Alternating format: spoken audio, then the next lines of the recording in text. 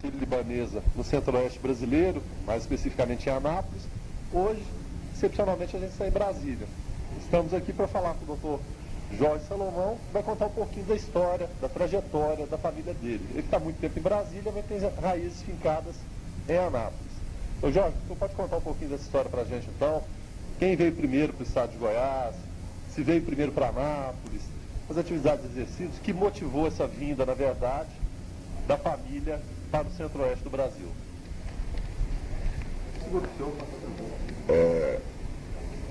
A história começa com meu avô nascendo na região que na época pertencia à Palestina, numa cidade de São João do Acre, onde ele se formou. E essa escola pertencia à Rússia. E ele foi, por ser o primeiro aluno, ele foi condecorado pelo czar, que nomeou ele diretor das escolas russas na Síria.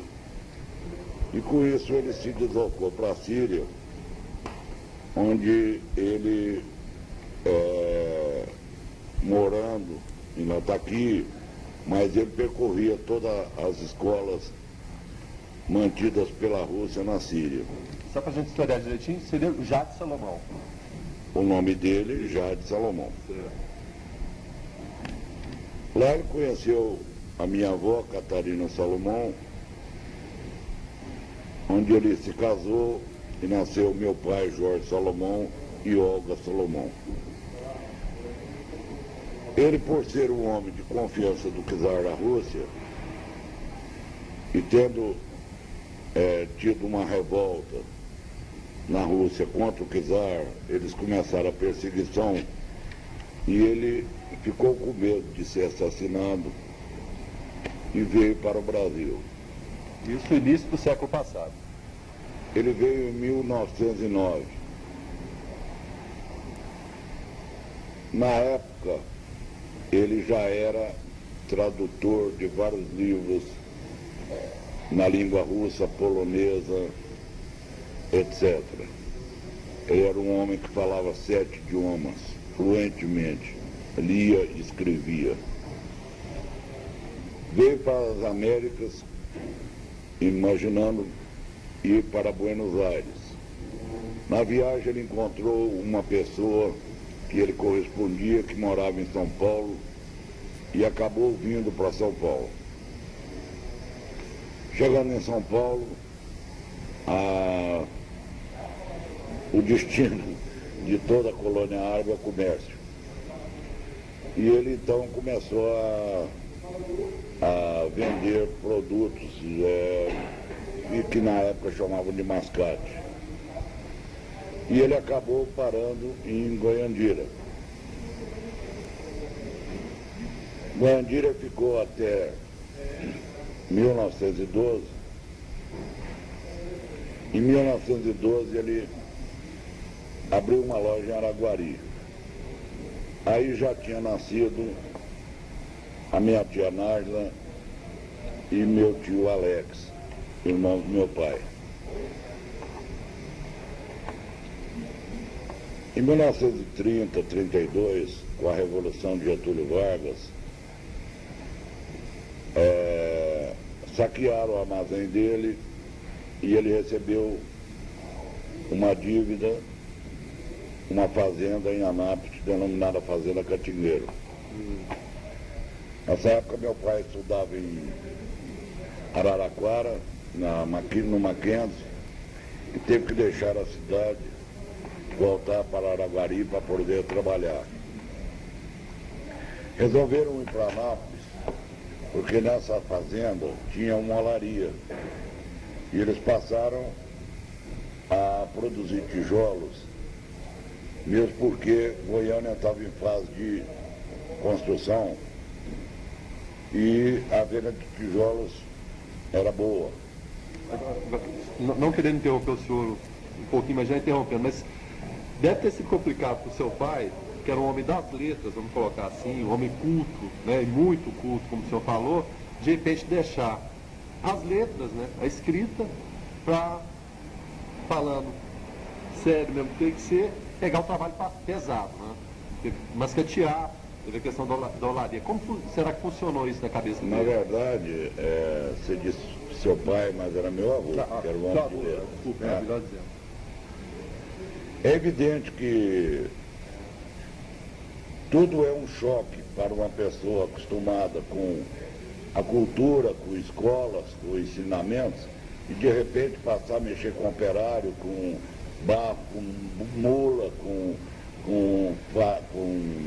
animais, e comércio diferente, um comércio de indústria. Mas existe a garra do estrangeiro, e aí eu não digo só da colônia árabe, todo estrangeiro, quando sai de seu país, ele cresce a garra, ele precisa ganhar, ele precisa manter a família. Não tem alternativa. E ele não tem alternativa, ele é obrigado a lutar e enfrentar as dificuldades.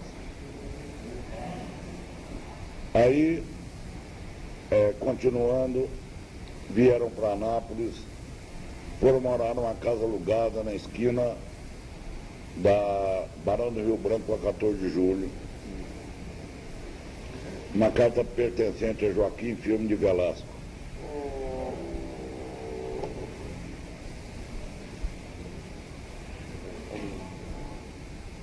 Alô? É ele? Opa, fala.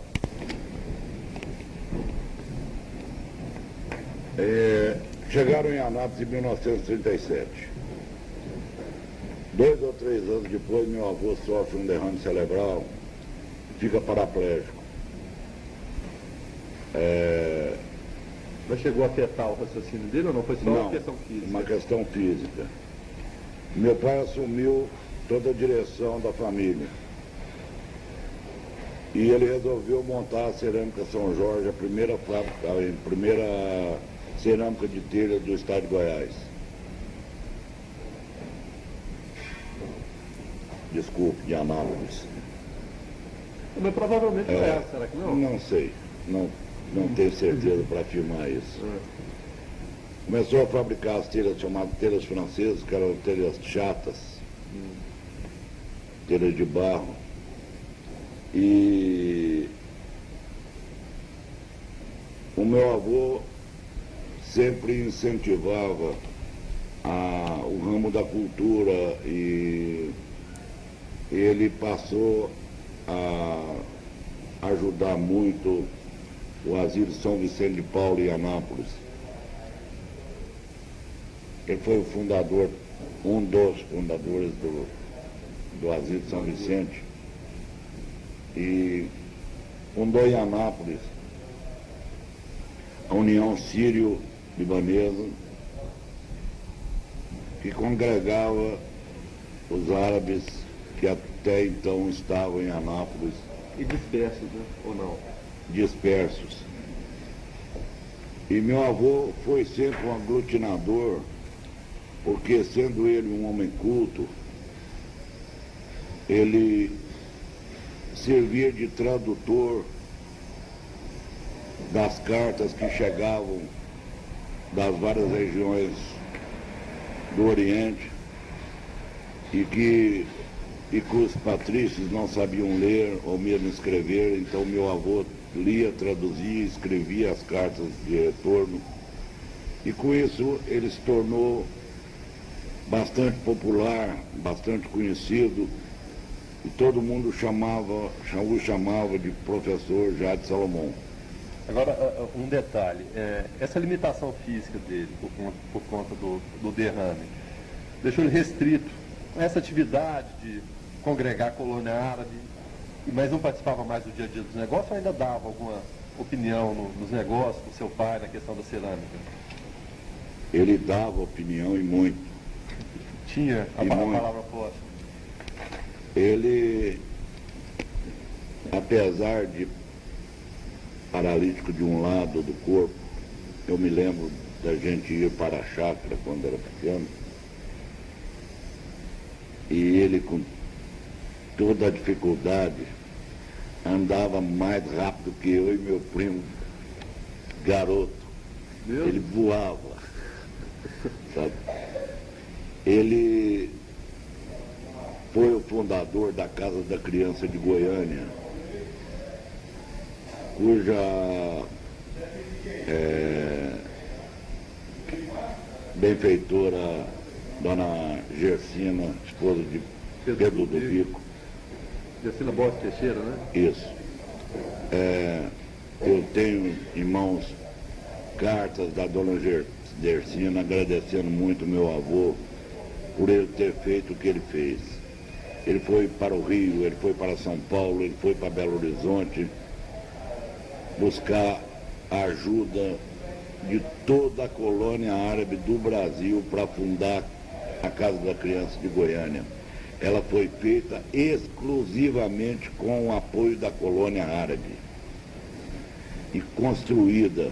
E mesmo com essa limitação física, ele ia atrás? Ele viajava, subia a escada com a maior dificuldade, mas ele ia atrás. Ele pegou como missão de vida mesmo isso aí.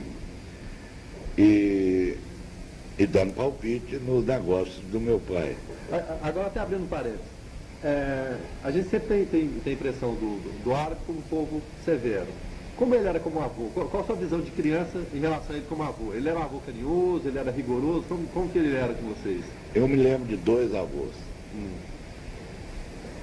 Quando pequeno, muito pequeno, eu comparo um coronel daqueles que usa bota até o joelho, um chapéu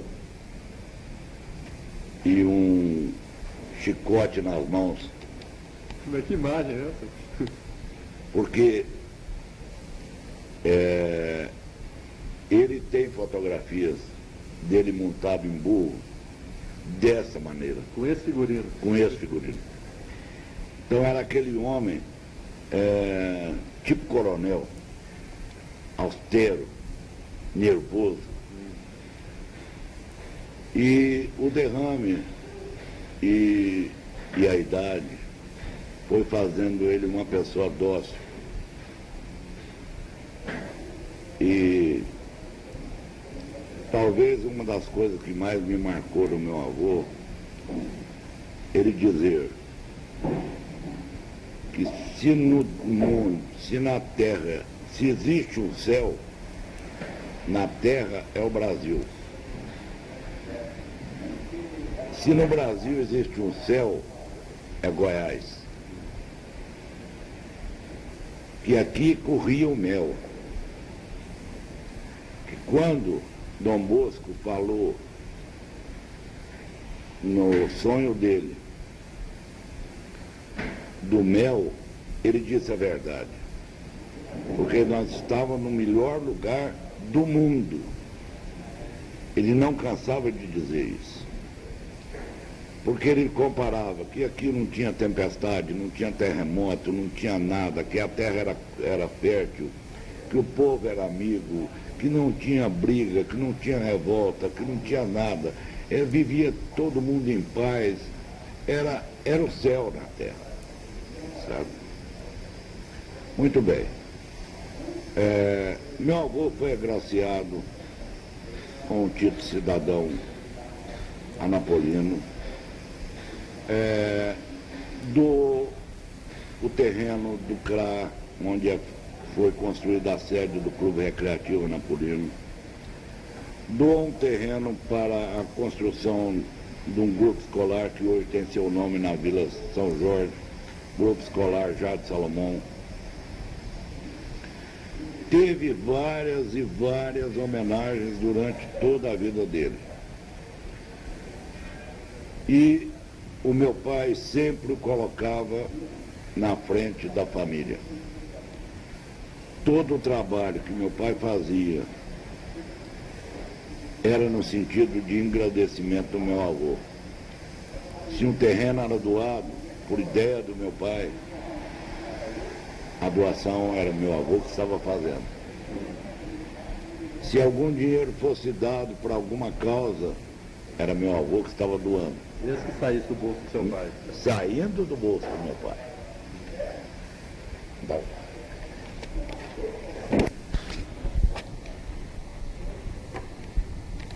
Meu avô tinha um sobrinho chamado Calixto Abrão,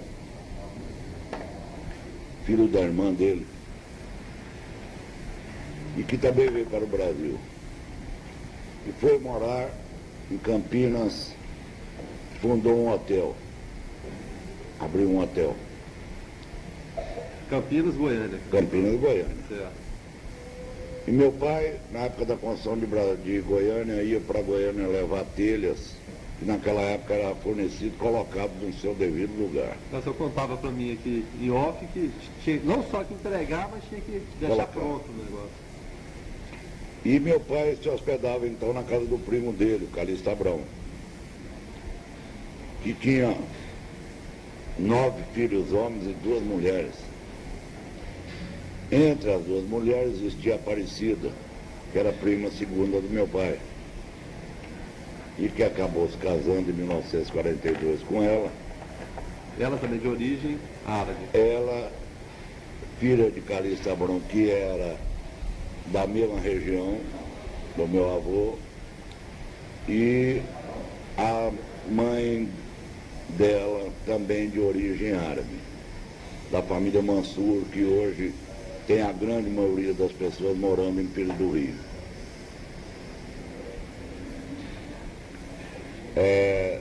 Desse casamento nasceram 4 filhos. Desculpa, 3 filhos e 2 filhas. Eu, Jorge, meu irmão Roberto, meu irmão Paulo, minha irmã Janete, minha irmã Maria das Graças. Paralelamente à vinda do meu avô para Nápoles, meu tio Alex Salomão e minha tia Nália Salomão ficaram estudando em Araguari, onde se formaram. Meu tio Alex foi fazer advocacia e minha tia veio para Nápoles lecionar. Ela dava aula no colégio estadual e outros colégios mais, Couto Magalhães, etc. E meu tio Alex começou a advogar em Belo Horizonte, onde ele se formou, e com o casamento dele ele veio para Nápoles também. Do casamento do meu tio, nasceram meus primos Elmer Prata Salomão, Alex Salomão Júnior, Jade Salomão, 3 filhos, Jade Salomão Neto, 3 primos que nós temos. Todos se formaram. O Elmer é geólogo, o Jade é geólogo e o Alexis é engenheiro eletricista. Pode seguir. Não. Não vou. Não. Não vou atender, não. Não, é que eu preciso pensar, né? Ah, tá, tranquilo.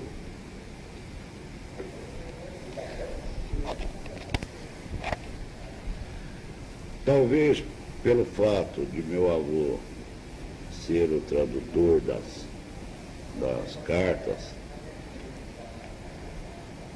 houve uma, e também presidente da União Sírio-Brasileira, Sírio-Libanesa, e também por ele ser um homem incentivador da cultura e etc. O círculo de amizades dele era muito grande naquela época. Não só na colônia. Não só na colônia, mas principalmente na colônia. O senhor acredita que ele era a referência maior da colônia nesse período? Ou foi a referência maior da colônia nesse período? Eu não posso afirmar que ele fosse referência maior, mas ele era uma pessoa extremamente respeitada pela colônia árabe, por todos da colônia árabe. Respeitavam muito. A gente conhece o respeito até no cumprimento de uma pessoa, né? Quando alguém vem cumprimentar, você vê quem é o importante. Ele sempre foi muito respeitado. Não tinha uma pessoa, autoridade, que fosse em Anápolis que não fosse na casa do meu avô. seja brasileiro, seja árabe. E nesse círculo de amizades, nós ficamos muito ligados a todas as famílias da colônia árabe em Anápolis.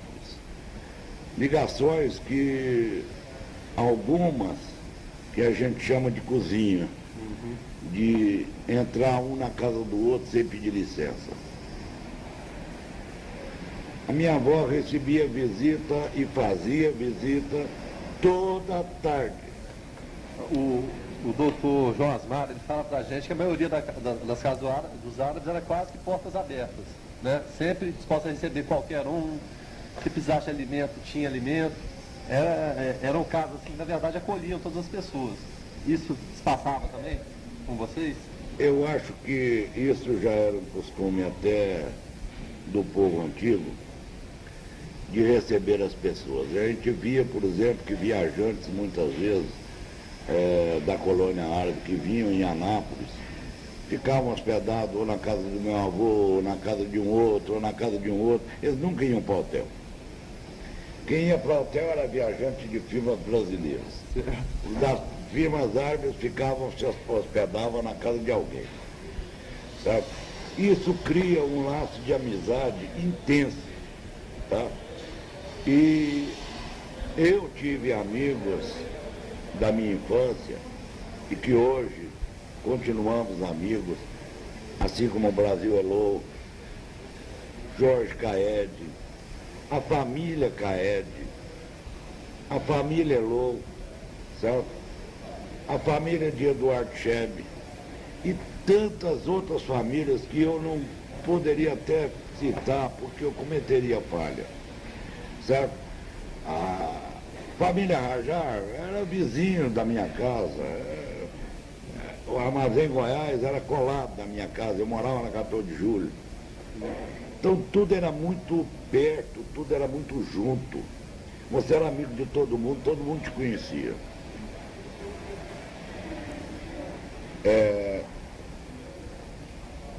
Eu me ausentei de Anápolis em 1961,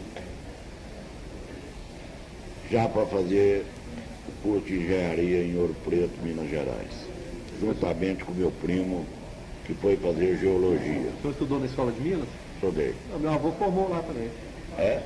Em engenheiro agrimensor. Beleza. E eu comecei a fazer o curso e aconteceu um fato interessante, porque quando eu prestei vestibular, que pela primeira vez na minha vida eu fui reprovado, porque eu sempre fui entre os primeiros alunos, e eu fui num bar lá, que mais tarde eu vim até saber que se tratava de um bar de cachaceiro. E eu cheguei e pedi um copo de leite. E O pessoal falando, não vende leite aqui não, você está enganado. E eu estava chorando, porque eu nunca havia sido reprovado. Eu fui um baque na vida. E aquilo era para mim como eu ia dizer isso para minha família? Minha tia era dessas pessoas que se eu tirasse 9,5 Não é possível. era chamado de burro. Certo? Eu não podia tirar 9,5. Imagina a situação do seu Otávio, então. Meu avô queria ver minhas notas diariamente. Era uma pressão. Eu falei, como é que eu vou chegar lá? Que cara. Então era melhor a senhora ter pedido um copo de leite e ter pedido uma pinga. E eu estava muito, muito chateado. E uma pessoa que eu não conhecia, de terno, sério, falou, meu amigo, você está chateado porque perdeu no vestibular? Falei, Falei, mas isso é bom, porque Ouro Preto não é lugar para paraquedista. Aqui só passa gente boa, gente que sabe. Não é qualquer um que passa aqui. Aquilo me machucou mais ainda. Eu estava de plano que se eu perdesse o vestibular em Ouro Preto, e que com certeza eu ia perder, era meu primeiro vestibular, eu iria estudar engenharia em Belo Horizonte. Mas depois desse desafio, eu virei para ele e disse, um dia eu vou te provar que essa escola é uma porcaria. Foi o que eu falei para ele. Por que eu não sei? E saí. Nunca imaginei que meus pais me recebessem tão bem como me receberam. O senhor já foi chegando e dando notícia? Isso, eu estava em Ouro Preto, depois vim para Anápolis e eles já sabiam porque eu avisei. Fiquei 3 horas no posto telefônico para conseguir uma ligação para Anápolis. Tudo muito fácil naquela época, né? Muito fácil. E a gente gritava que quase não precisava telefonar para escutar. O que você falou? Bom, meus pais me receberam, meu avô me recebeu de braços abertos e me deu só palavra de incentivo. Eu voltei para Ouro Preto, passei no vestibular, fui um dos 7 alunos que passaram no curso de Engenharia Civil. Quando eu estava entre o 2º e o 3º ano, me perguntaram se eu estava querendo conseguir o título de engenheiro laureado. Eu não sei nem o que é isso. Não, explica para a gente então. O título de engenheiro laureado é dado para o aluno que consegue média superior final superior a 8,5 e 2/3 de todas as matérias com média superior a 8,5. Falei, é brincadeira, isso aí não dá para tirar, é por isso que nunca foi dado esse título para ninguém. E a escola de Minas realmente era apertada? Muito, mas muito, não é pouco não. Meu avô conta histórias lá, realmente. Ali, para passar no vestibular, era uma dificuldade. Dentro da escola, então, é pior. Eu estudava tempo integral, era o tempo todo estudando. E a fama de cachaceiro que os estudantes tinham é porque o povo da cidade bebia cachaça, fazia ruada, vocês falavam que eram estudantes. Vai toda pessoa de estudante. É. Mesmo que se alguém fosse fazer isso, o curso ia pro ralo, né? Exatamente. Eu continuei meu curso e talvez até por vergonha de estar pedindo dinheiro a meu pai, que na época tinha muitas despesas, e afinal de contas ele não só mantinha meus irmãos, minha mãe, mas também mantinha meus avós e minhas tias, com exceção da Naila. E eu comecei a dar aula. Mas partiu para essa tentativa de engenheiro laureado ou não? Não, eu continuei na minha, estudando como eu sempre estava. Comecei a dar aula para ganhar dinheiro, etc.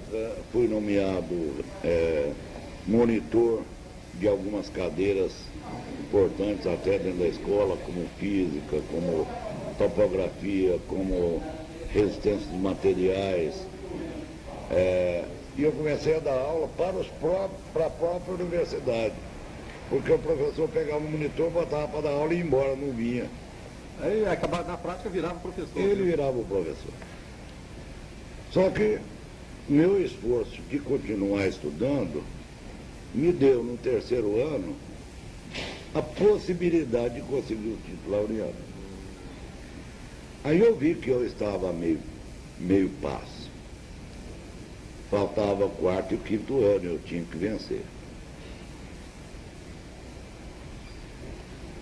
Tudo foi indo bem até o 4º ano.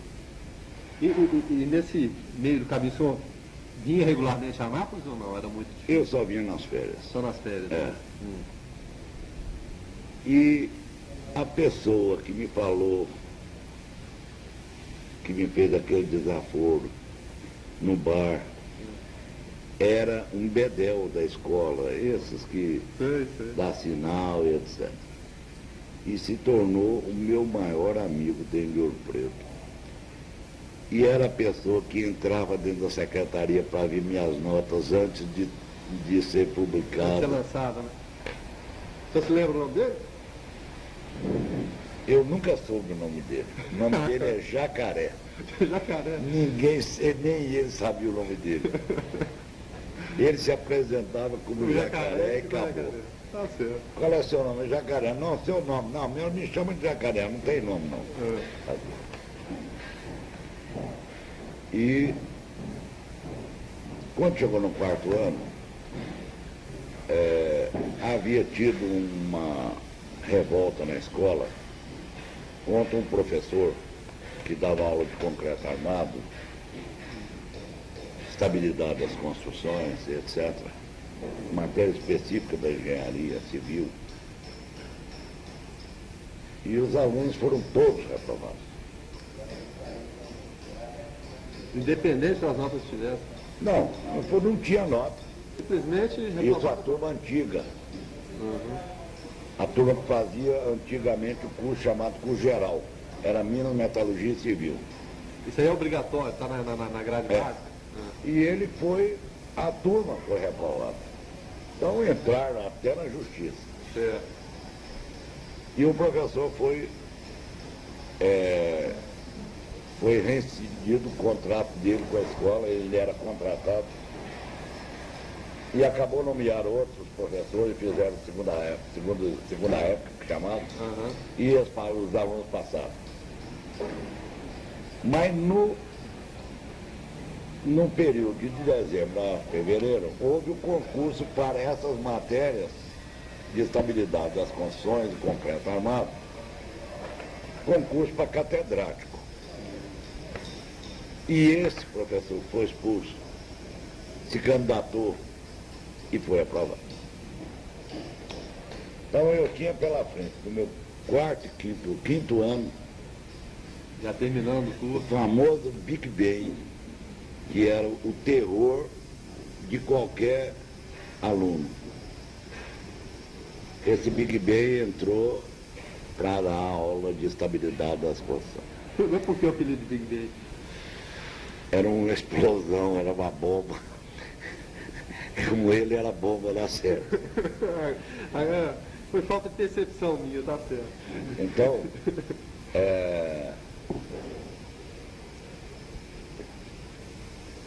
nossa turma era grande. Turma que fazia engenharia civil nessa época. Eram 2 alunos.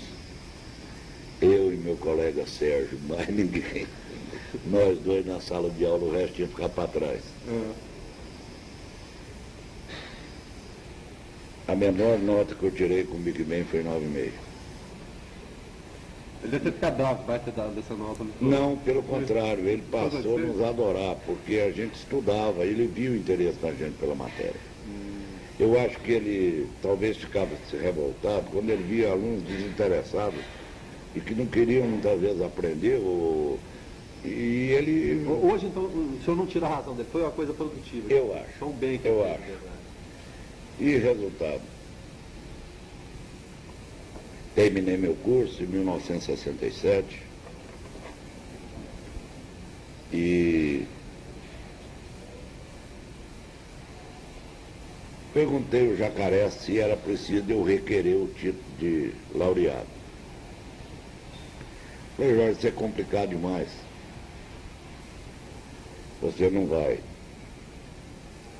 conseguir esse título tão fácil, não, porque isso aí é uma lei nacional, e isso aí vai ter que ir até para Brasília. Então, eu acho melhor você desistir disso. Isso eu já estava em março, no dia 7 de março de 68, e minha formatura seria no dia 9. Aí teve a formatura no dia 9, no cinema da cidade, Cine Teatro São José. E quando terminou a colação de grau, o reitor, Dr. Rômulo, subiu, que estava lá no palco, falou que pela primeira vez, que eu me emociono,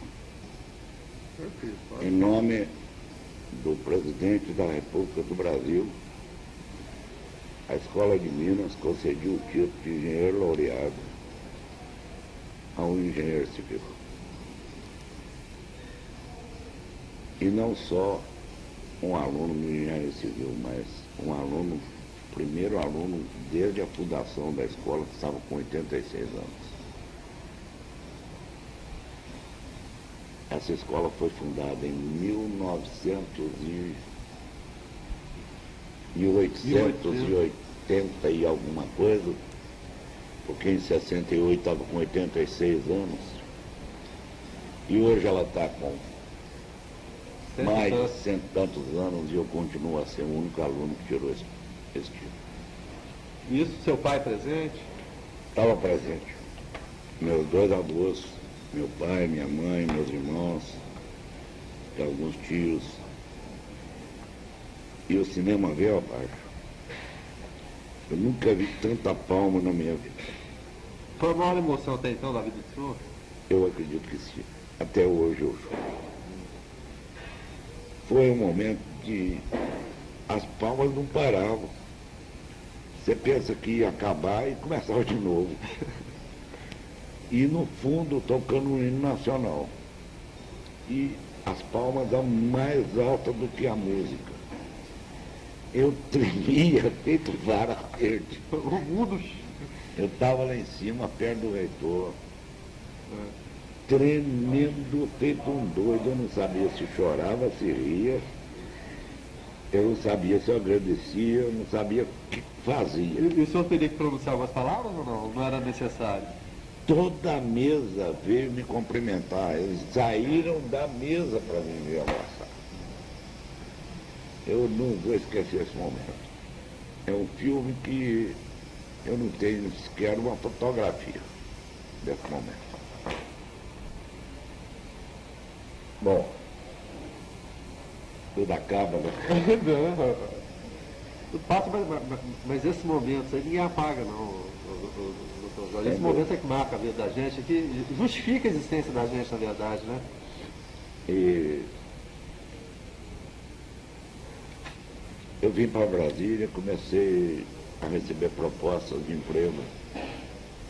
A primeira proposta de emprego eu recebi ainda estudante. Recebi um telegrama do prefeito de Goiânia, doutor Iris Rezende. Isso começando sua vida política naquela época também, né? Ele era o prefeito de Goiânia. Esse vereador aí logo depois. depois. Mandato Isso. de prefeito. Até hoje o senhor tem essa amizade? Eu conheço, o Iris é amigo de todo eleitor. Tirando essa parte eleitor, né, que eu falo. Eu sou conhecido dele, Tá não certo. digo que sou amigo. É. E recebi a primeira proposta dele. Recebi a proposta do Dr. Raul Balduino Início dos anos 70, né? para ser engenheiro de Anápolis. Mas eu disse, para mim só serve um lugar, Nova Cap. Não quero trabalhar em nenhuma empresa particular, não quero trabalhar em lugar nenhum, só me serve Nova Cap. Até que eu consegui ingressar na Nova Cap. Mas de onde veio essa ideia do senhor? O senhor já acompanhava essa movimentação de Brasília, já tinha essa noção de... Brasília estava em construção. Ah. Nova Cap mandava em Brasília. Segundo, obras de Oscar Niemeyer, obras monumentais, obras que qualquer engenheiro sonha em poder fazer. O que representa, até colocando parênteses, a obra do Oscar Niemeyer e do Lúcio Costa para o senhor? Eu não chamo Oscar Niemeyer de arquiteto. Todo mundo diz, Oscar Niemeyer é um grande arquiteto, eu discordo. Ele é um dos maiores artistas plásticos do mundo. Artista, então seria a palavra. Ele é um artista. Ele é um artista plástico. Ele não se preocupa com banheirinho, com corredor, com quartinho, ele não preocupa com a divisão. Ele preocupa com todo, com o visual, com o aspecto, com as curvas. Ele se preocupa com a grandiosidade. Oscar Niemeyer não é arquiteto de ficar discutindo se uma salinha tem um metrinho a mais ou um metrinho a menos. Ele não se atém a esses detalhes. sempre teve pessoas, equipes de arquitetos trabalhando para desenvolver a parte interna dos projetos dele. Ele não queria saber dos calculistas. O calculista dele tinha que chamar Antônio Cardoso, que era o calculista de todas as obras dele. Porque o Antônio Cardoso botava em pé as loucuras dele, as maluquices dele. O senhor considera maluquice mesmo? É maluquice para a época, né? Porque a arquitetura moderna surgida na França por Le Corbusier ficou no papel. E ele seguia essa escola Le E ele Corbusier. seguiu a escola de Corbusier, só que ele realizou as obras que Le Corbusier desenhou. Sabe, ele conseguiu transpor do papel para o cimento, né, no concreto. Para o concreto. Então, ele pegou toda a teoria de Le Corbusier, todas as ideias de Le Corbusier, e transformou na prática em obras reais, palpáveis, usáveis. Mas quem lia a obra de Le Corbusier achava aquilo possível? Ou ele foi um sonhador de achar que aquilo seria Ele possível? era um sonhador, ele era um doido. Mas olhando com os olhos de engenheiro, era quase que impossível fazer aquilo ali? Eu acredito que para a época, sim. Porque Com aquela tecnologia, não tinha o que nós temos hoje, né? Os recursos tecnológicos que nós temos hoje. Então o homem era sonhador, meu. O homem era doido, sabe? Como é que você vai botar uma fachada todinha de um prédio só de vidro? O pessoal vai bater nesse vidro e vai cair. Dispensava. E hoje está aí milhões de prédios com fachada de vidro. Virou inclusive referência, né? Então, Oscar Niemeyer era um sonho num estudante de engenharia, um recém-formado, sonhador também. E o senhor teve com ele muitas vezes? E na Nova Cap eu ia ter oportunidade de cruzar com ele.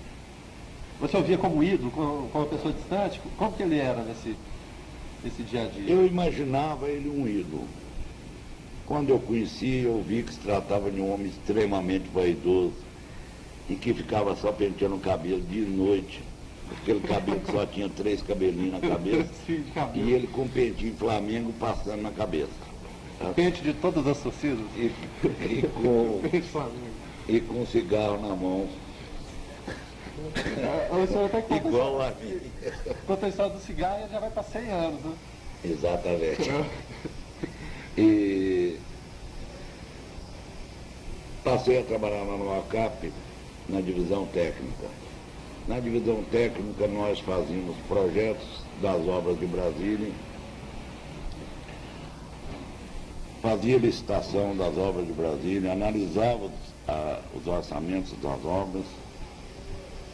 E com isso eu passei a ter um contato muito íntimo com Oscar Niemeyer.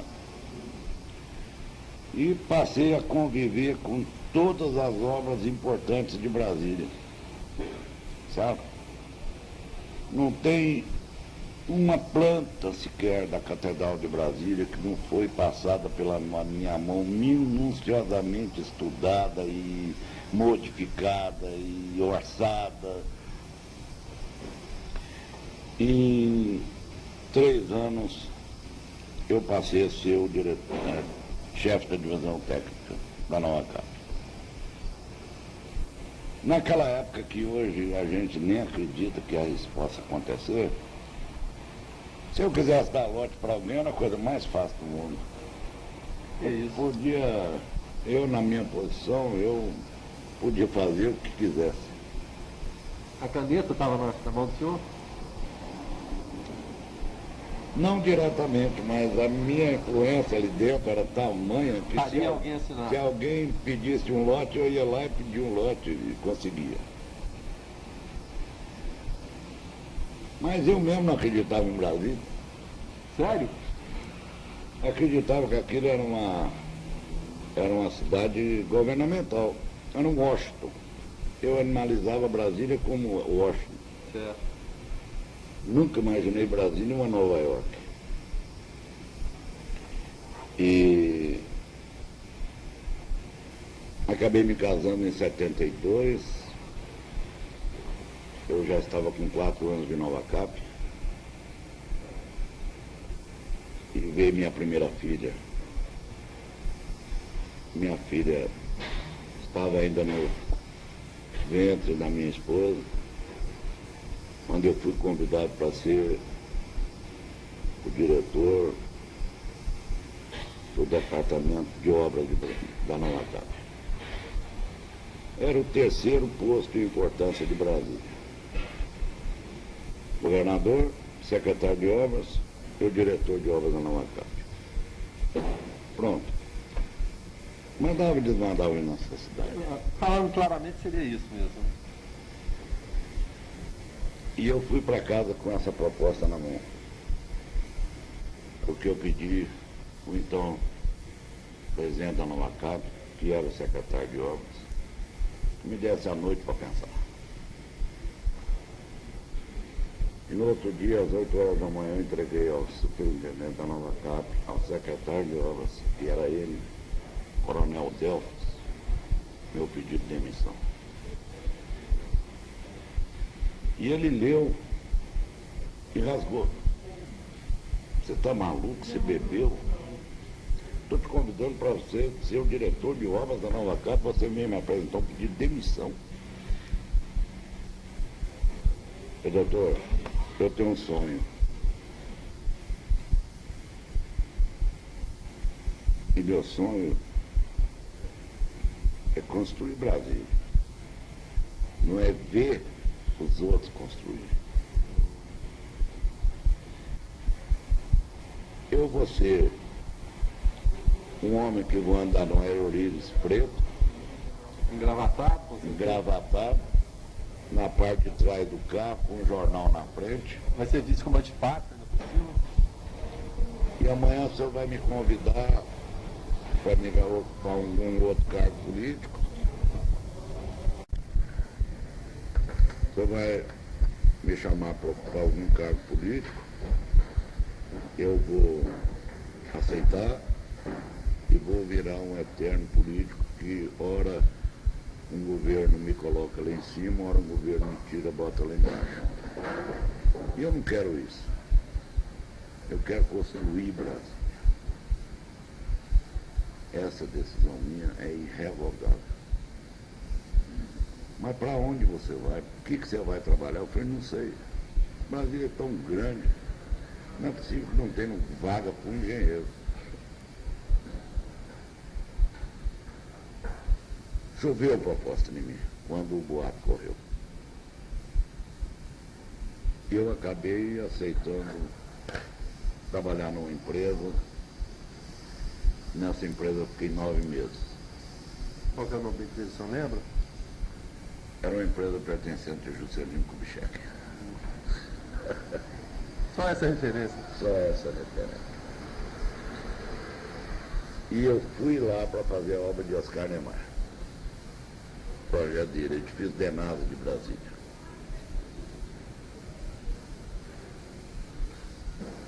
Muito bem. Ali eu passei a construir o Torre Palace Hotel. Seu Gibran, né? Seu Gibran. Aquela obra do senhor, então? É.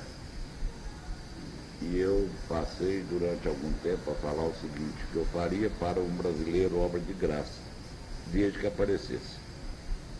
Nunca apareceu um brasileiro para me fazer uma obra. Eu só construí para a colônia árabe. Só para a colônia? Só. E uma vez um brasileiro lá de Anápolis me procurou, de Anápolis, e eu acabei fazendo uma casinha para ele. Quando falar que não fez nada, fez uma casa. Só. Nunca mais fiz para brasileiro. Há 2 anos atrás, eu recebi a comenda de Cavaleiro da Ordem do Governo do Distrito Federal.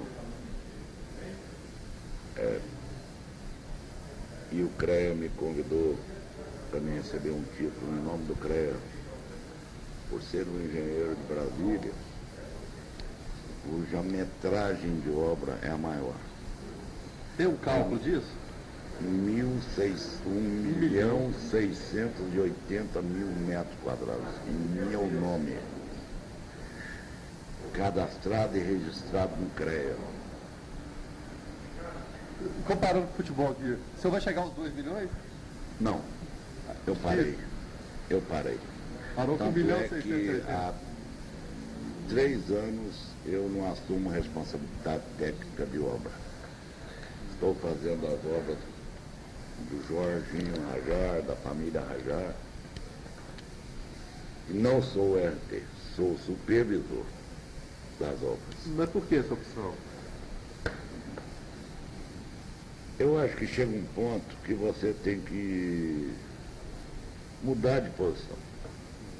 Por que você deixa de ser aluno para ser professor? Eu acho que eu já cheguei num ponto que eu não posso mais enfrentar uma obra, ela não me atrai mais. Como engenheiro eu já realizei tudo que eu queria. Hoje eu tenho o prazer de ser professor da engenharia. De estar na obra, de repente olhando os detalhes, movendo, falando é assim, orientando, dando essa orientação. Professor mesmo. Isso. Então, traz prazer disso da mesma forma que debruçar sobre a prancheta? Mesma coisa. Só que eu não consigo parar de calcular. Se eu não tiver um cálculo de algum prédio na minha mão, alguma obra na minha mão, eu tenho que estar calculando. O engenheiro trata cada obra como filho? Mas a gente dedica mais tempo à obra do que ao filho. E a obra faz como filho também, de vez em quando ela é mal criada? Muito mal criada. Dependendo dos cálculos, do carinho que tu faça. Como os filhos acabam abandonando os pais. Tá certo? Segue vida própria. Segue a vida Você pode olhar de longe e admirar, né? Hoje eu chego no Carlton Hotel, eu chego no Naum Plaza Hotel, que todos são obras minhas. Como o senhor vê aquela construção? O que o senhor sente? Que chega, para na porta, olha aquilo tudo. Eu olho e lembro de cada detalhe que eu fiz, de cada dificuldade que eu tive, de cada coisa que eu tive, mas a hora que eu chego na porta eu estou barrado. O que o senhor está fazendo aqui, né? Identifique-se. Identifique-se, certo? E ali eu tenho que esperar sentado se eu quero falar com alguém, ou se eu quero entrar num lugar que tudo foi feito pelas minhas mãos ali e eu tenho que esperar para poder entrar, porque não é o meu local mais. A mesma coisa de chegar para visitar um filho, o filho fala, não posso te receber, mas espera um pouquinho. Espera um pouco. Mas hoje a gente vai amadurecendo, eu estou com 65 anos, e eu me orgulho muito da minha família, porque eu tenho um irmão chamado Roberto Salomão, talvez você o conheça. Nome sim, pessoalmente não. O Roberto é um amante do trabalho dele. Se você levar um simples exame de urina para ele fazer, enquanto ele não tiver certeza absoluta do resultado, ele não te entrega o resultado. Ele é tão dedicado, mas tão dedicado à profissão dele, que é anticomercial. Porque hoje os laboratórios trabalham por atacado. É quase produção em série. Produção em série, aquele resultado vai saindo assim automatizado. Cada exame para ele é a vida da pessoa que está ali naquele exame. Ele ama a profissão dele, ele adora, ele verifica 10 vezes se aquele está certo ou está errado. Isso, comercialmente falando, é um erro. Minha irmã foi durante muito tempo contadora da prefeitura e sempre pegou o boi pelo chifre. Qual o nome dela? Maria das Graças Salomão. Eu acho que, de uma maneira ou de outra, a nossa família é de gente que não gosta de fugir do pesado, entendeu? Eu tenho outra irmã chamada Janete, que ela montou uma loja de festas, e nessas festas tem... Isso é Anápolis mesmo? Anápolis. E tem filial em Goiânia. E nessas festas tem aqueles enfeitinhos que dá de lembrança para as pessoas que vão no casamento ou no aniversário, etc. E já está pronta, aquilo é só vender. Quanto que é? R$2, está aqui, leva. Ela não. Nós vamos criar um para você. Passava noites, ela, minha mãe e as funcionárias, crianças. Noite inteira fazendo aquela... Personalizando, né? Personalizando e fazendo à mão cada um. Ah, esse bonequinho não serve não, joga fora porque ele está com o olho torto. Mas quem é que vai olhar o olho desse bonequinho? Perfeccionista. Perfeccionista. Eu acho que esse é a grande herança, o bom mar que meu avô deixou. Meu pai sempre foi perfeccionista. Minha tia perfeccionista. Eu também sou perfeccionista. Principalmente na área que o senhor atua, e que o doutor Roberto também, que lida com vidas, né? Com a obra de engenharia, a gente tem vários exemplos. Mas aí a gente passa a ser perfeccionista na vida. E isso aí vai para o trabalho. Exemplo, eu me transformei num filatelista no mesmo ato.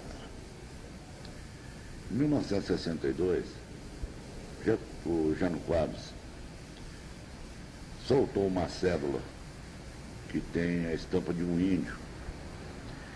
E coincidiu que, imediatamente sair essa cédula, ele saiu do governo. E eles tiraram essa cédula de circulação. Só para você ter uma ideia, uma comparação, qualquer cédula que você pegar na mão, os 4 primeiros números representam a série da cédula. Você vai ver a cédula 90 mil e não sei o quê, 9.420, 8 mil. E a letra? O que a letra representa? A letra é a emissão. Por exemplo, eu vou emitir uma cédula, a emissão A, da série número 0001 até a série 9.999, ou da série 000 até 9.999. Mas aí, terminando isso, parte para B? Parte para B. Ah, tá. Certo? Eu vou começar a numeração das cédulas com 4 números também, que são os 4 últimos finais. E que tem as séries A, ou B, ou C. Quando muda a assinatura, Do presidente do Banco Central? ou do presidente do Banco Central, ou do ministro da Fazenda, e emite uma nova cédula, muda-se a letra, uma das letras, para fazer a modificação. Certo? Isso no Brasil é muito comum. Bom, essa cédula do INE, hoje no Brasil, quando solta uma cédula, já solta de cara 10 mil séries. Essa série do INE saiu 111 séries.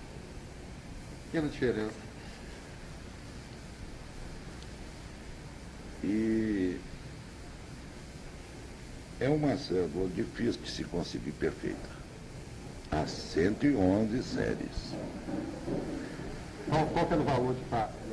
Eu tenho as 111 séries A 111, né? perfeitas, 7 de cada. 7 de cada. Não é um valor monetário. É uma coisa que o indivíduo pega uma cédula e fala assim, essa cédula nós chamamos de flor de estampa, uma cédula que nunca foi dobrada, que nunca foi amassada, que nunca foi usada, chama-se flor de estampa. Você pega a cédula e fala para mim, aqui Jorge, tem uma flor de estampa aqui. Eu coloco ela contra a luz, eu examino ela com microscópio, com lupa, se tiver o menor defeito não me serve. Ela tem que estar perfeita. Mas viu a digitalzinha de leve? Nada.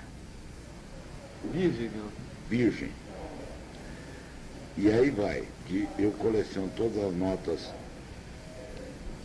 de cruzeiro para cá, ou seja, de 42 para cá, ou seja, do meu nascimento para cá. Sabe? Todas as cédulas, todas as moedas que saíram da época do meu nascimento para hoje. Então a paixão correu paralela com a engenharia? Exatamente. E nasceu quando criança. Eu parei durante alguns anos e depois reavivou essa paixão talvez para se arrumar uma ocupação em função de um problema que eu tinha no meu primeiro casamento, que eu fiquei viúvo. E minha esposa, com 3 meses de grávida, de casado, ela se engravidou. E com 6 meses de casamento, ou seja, 3 meses de gravidez, ela começou a ter uma dormência nas mãos, e que muitos anos mais tarde viemos descobrir que era um tumor cerebral. Porque naquela época não existia tomografia computadorizada. Só chegou a tomografia computadorizada em 1969. E ela conviveu com esse tumor durante 19 anos e meio. E nesse período ela acabou ficando paraplégica, hemiplégica, né? Cadeira de roda, sem controle fisiológico. E nesse período teve os 3 filhos, não é? 4 filhos? É. 3 homens e uma mulher. E nesse período eu me desesperava porque os médicos desenganavam ela e ela tomava muito psicotrópico para dormir e eu acabei virando pai e mãe da família. Isso até que eu ia perguntar, como foi lidar com isso aí? Ter que lidar com essa situação que a gente não precisa nem de falar, a gravidade, a dificuldade, e com crianças. Eu era o babá, eu era o chefe da cozinha, eu era quem manobrava as empregadas, eu fazia compra para minha casa, eu comprava roupa para os meus filhos, para minha esposa eu que comprava roupa, calçado. E meu padrão de trabalho era 18 obras. Eu sempre tinha 18 obras. Eu só pegava uma quando eu terminava a outra, mas eu não abaixava de 18. Era meu número, 18 obras em Brasília, sempre. Sempre tocando 18 obras. Eu acordava sempre às 5 da manhã, ia deitar tarde, cuidava de tudo e corria o dia todo, 24 horas. Então tinha um momento que eu tinha que tirar minha cabeça daquela correria, daquela loucura. Então eu sentava, ia mexer com meus selinhos, com minhas cédulas, com minhas moedas. E, quer dizer, moeda fugir um pouquinho daquela moeda não, mas mais cédulas para tentar aliviar minha cabeça.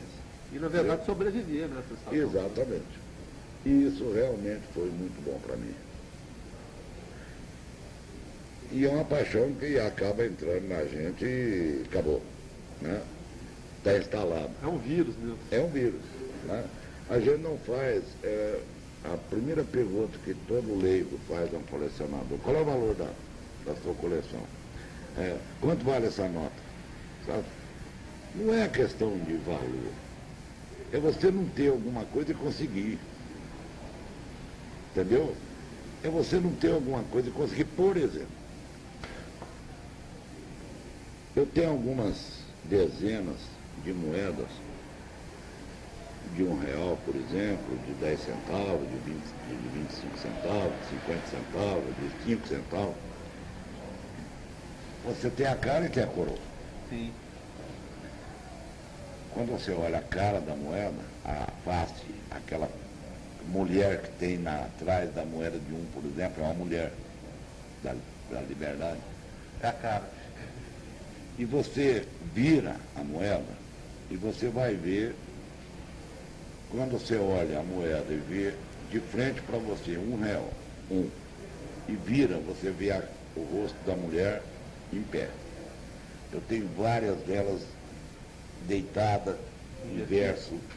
São erros de cunhagem. Teria que ser tudo em pé, né? São erros de cunhagem. Mas por que acontece? Não é a mesma, como que funciona isso? Não é a mesma máquina?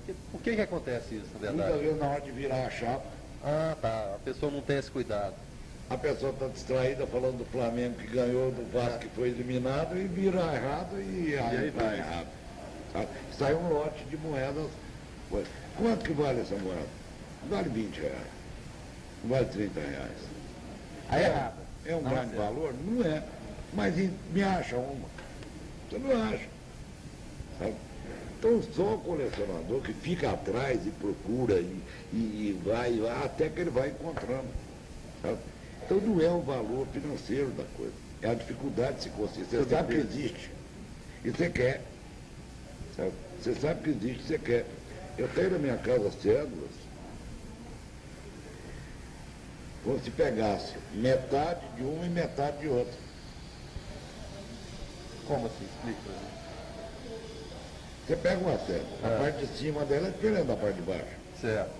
Agora imagina duas cédulas, Certo. só que em vez do corte ficar no meio, Ah, fica tá. aqui. Entendi. Eu tenho várias. Até dessas eu tenho. E um de 2, de 5, de 10, de 5, de 50, de 100. Errado. O corte é errado. Corte errado. E como isso chega às mãos? Essa é a grande pergunta que eu faço, como chega às mãos. Porque teria que ser descartável da casa da moeda mesmo. Exatamente, mas eu acredito que existe alguma malandragem lá dentro e que os camaradas já pegam isso para vender para o colecionador. Sim. Sabe? E acaba caindo na mão da gente. Né? Como é que chega? Em algum momento tem um crime no meio, né? Em algum momento teve um crime no meio. Certo? Você sabe que vende droga por aí. Uhum. Agora, como é que começou, quem é que foi o primeiro, ninguém sabe. Eu não sei mais o que falar. Eu digo o seguinte, eu recebi o título de engenheiro, de comendador da Igreja Ortodoxa de Brasília, de Constantinopla. O meu primo Elmer era diretor do DNPM, Departamento Nacional de Pesquisa Mineral. A empresa dele, a Verena, é uma das empresas que mais vende ações no Canadá. E eu tenho muito orgulho da minha família. A gente Porque são pessoas que não se ligam a dinheiro. Nenhum de nós é rico. E aquela coisa de que o árabe é seguro, que o árabe é pão duro, isso procede ou não, na visão do senhor? Ou a dificuldade que leva a isso aí, a valorizar o que você consegue com tanto sacrifício na vida? Eu não acredito, não. Eu não acredito, não. Eu acredito o seguinte, se você fizer uma análise dos filhos dos árabes e fizer uma análise dos pais, você vai ver que os filhos não são seguros. Porque veio mais fácil? Porque o dinheiro veio fácil, entendeu? Todos eles compram roupa em boutique, compram roupas em shopping, carrões bacanas, casas boas, apartamentos bons. Agora olha o pai. Olha os pais, olha os avós. Isso contraria os pais e os avós ou não? Eu acho que não, talvez. Ou tem o prazer deles estarem desfrutando o sacrifício que eles O tiveram? árabe, por ser muito ligado à família, extremamente ligado à família, ele tem prazer em saber que ele pode propiciar ao filho dele esse conforto. No fundo ele tem Coisa que orgulho ele de não ter. teve. Exatamente. Coisa que ele não teve. Isso, né? Eu acho que esse pão-durismo, essa história de pão-durismo, surgiu justamente pela dificuldade de ter um idioma completamente diferente do nosso, né? De ter um costume alimentar diferente do nosso. E vir para o Brasil, a maioria deles, a grande maioria deles, é o que a gente pode chamar aqui do Brasil de roceiro. Indivíduos que não tinham cultura, que não tinham preparo, que não tinham. E vieram para ganhar a vida. Então cada centavinho era agarrado com tanto cuidado que ele não podia perder aquilo, entendeu? E aquilo ele ensinava o filho mais velho a ser daquela maneira. E o filho mais velho agarrava também a coisa, depois a coisa vai dispersando, porque começa a ter mais facilidade. Hoje meus filhos, por exemplo, já não passaram pela dureza que meu pai passou, pela dureza que meu avô passou, sabe? Então eles não têm aquele amor ao dinheiro, como a gente fala. Na visão deles nem se justifica, na verdade. Exatamente. Né? Agora, quando você vê, por exemplo, um árabe que já tem uma posição financeira boa, ele já não é tão amarrado, tá? Mas quando você começa a negociar com ele, você vê que a raiz dele aparece. Volta, né? Em algum momento aquilo ali. Volta. Ele tem que comprar pela metade, ele precisa pichinchar, ele precisa brigar, ele não sabe concordar com o preço de ninguém, ele tem que discutir. E até nessa linha, para a gente encerrar, o senhor lembra de alguma história engraçada? Porque os árabes sempre têm casos pitorescos engraçados, seja do seu avô, do seu pai ou do senhor mesmo, daquela época, algum caso assim que marcou, seja ele engraçado até pitoresco. Você me pegou surpresa, porque são tantas coisas. Eu acho que para mim existe uma pessoa da nossa família chamada João Jorge, que ele era irmão da minha avó. Qual é o nome? João Jorge. João Jorge. Irmão da minha avó. E ele gostava de jogar loteria, jogo de bicho. Então ele sonhava com uma coisa qualquer e no dia seguinte estava jogando.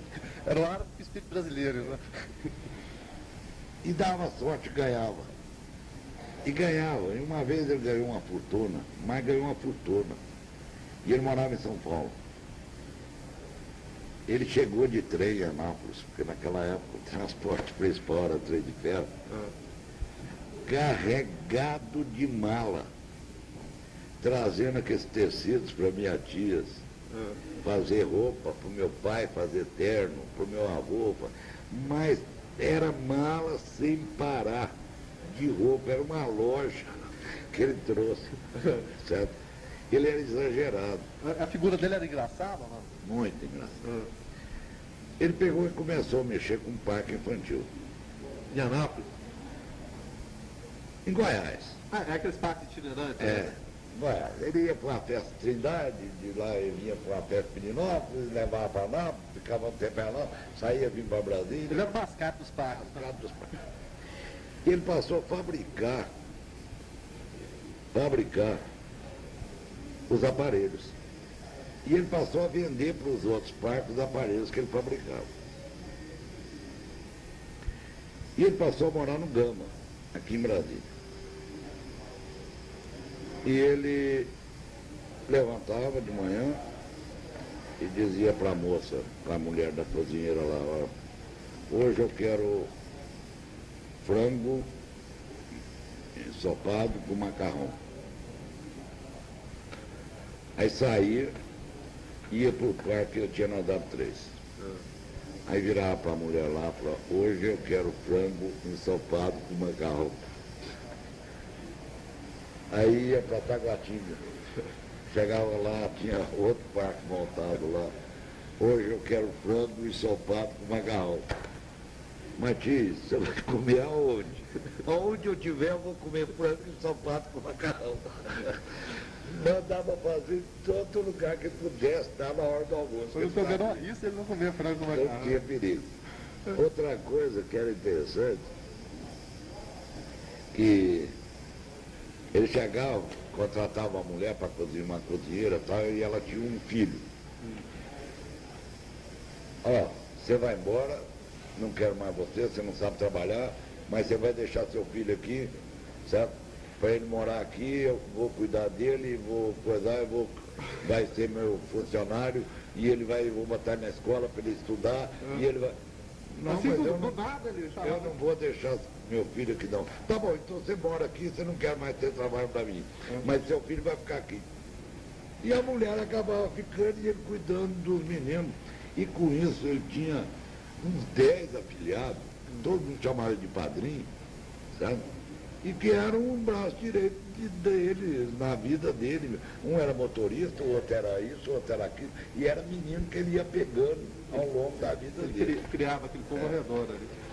Ele devia ser uma figura mesmo. Ele foi para Anápolis e começou a morar ali no bairro São Jorge.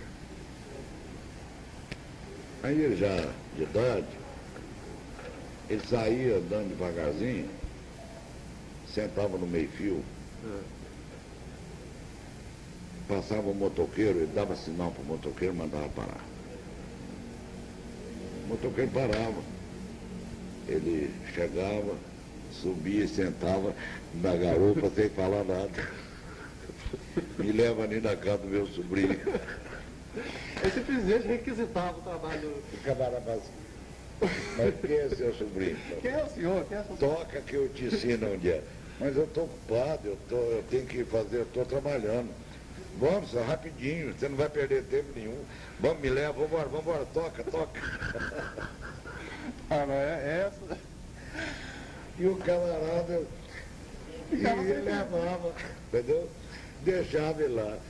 Aí ele chegava, por exemplo, na casa do escritório de um primo meu ali na Barra do Rio Branco, em frente ao CRA. Assim tem o prédio lá que tem os escritórios em cima, tem uma escada íngreme. E ele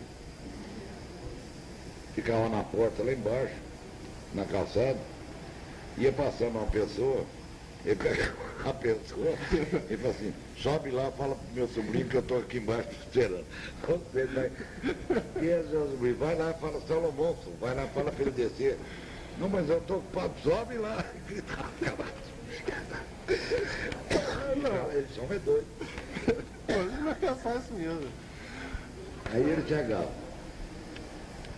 na casa da minha mãe. Vamos almoçar, João? Vamos. Almoçar. Aí conversando, conversa vai, conversa vem. De onde é que o senhor está vindo?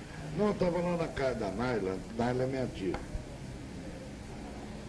Ela fez isso, assim, de comida, tal, estava até gostoso. Mas você comeu lá? Claro. Lá, o almoço lá é 11 horas, eu almocei e vim para cá. Aqui é meio-dia e pouco, eu estou almoçando. Agora eu vou acabar aqui e vou lá para casa do Alex. Vocês me convidar, eu almoço lá. E de fato ele fazia, mesmo. Eu almoçava nos 3 lugares. E outra coisa que, ele é uma figura. Ele chegava, você chegava e falava assim, João, eu estou indo para Belo Horizonte. O senhor não quer ir comigo? Mas vamos, sabe? Que hora que você vai? Mas vou agora. Mas então vamos embora. Falava, mas o senhor não vai pegar mala, roupa? Não, lá a gente compra uma roupinha qualquer. Vamos embora. Você vai de quê? Não perguntaram nem o que ia. Não, vamos de caminhão. Vamos embora. Entrava. Se fosse ir a pé, vamos embora. E ia. Meu nome é pronto, né? Tá pronto. Ele era dono do tempo dele, entendeu? Ele não tinha compromisso com nada. Ele, mas amanhã eu tenho que estar no parque. Não tinha negócio de amanhã. Ele ia, você chamava, ele ia. O compromisso era aquele era tempo aquele minuto. Ele do instante falava que ia, acabou. Ah, que Um ótimo. dia ele chegou no meu primo. Meu primo tinha um carro, meu Deus do céu, como é que é o nome do carro? V8. Maverick.